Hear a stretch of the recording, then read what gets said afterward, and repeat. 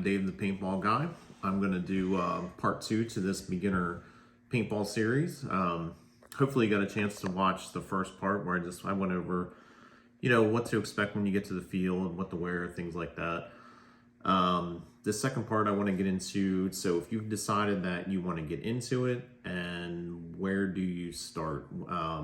The most important piece, I think, of any equipment that you can have out there is the goggles.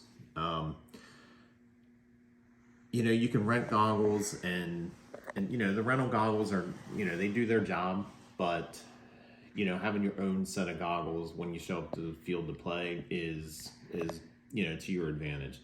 You can always rent the markers and the hoppers and all that stuff, but a good set of goggles is, if you can't see the guy you're shooting at, you're probably not going to get him out.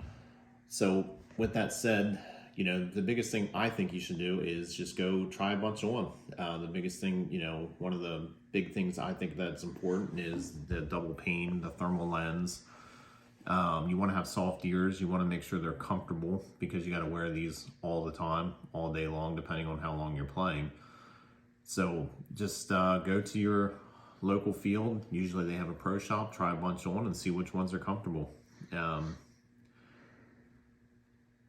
Whichever one you decide to go with, they usually range anywhere from $100 to $200 depending on what kind of graphics you may or may not want, but a decent goggle is going to run you right around $100. And you want to get that as soon as you can. That's the first piece of gear I think you should pick up, even before you get a marker and even some of the other stuff, because I'm sure they wash the goggles whenever you rent them and things like that, but it is somebody else's face sweat that's in that goggle. So it's another reason that I think it's very important to have your own goggles.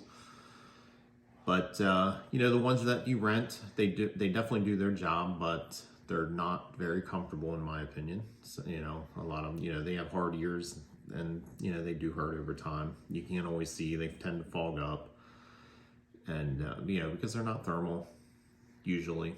And just get your own. Just spend the $100, start there, and get out there, and then we'll do get the next piece. Save up and decide what marker you want, and that's about it for this part. I just wanted to do a small little series here. I'm going to do part 3, and then we'll talk about the markers and things like that. So if you found this information useful, be sure to give it a like, and make sure you subscribe so you don't miss any of my latest content.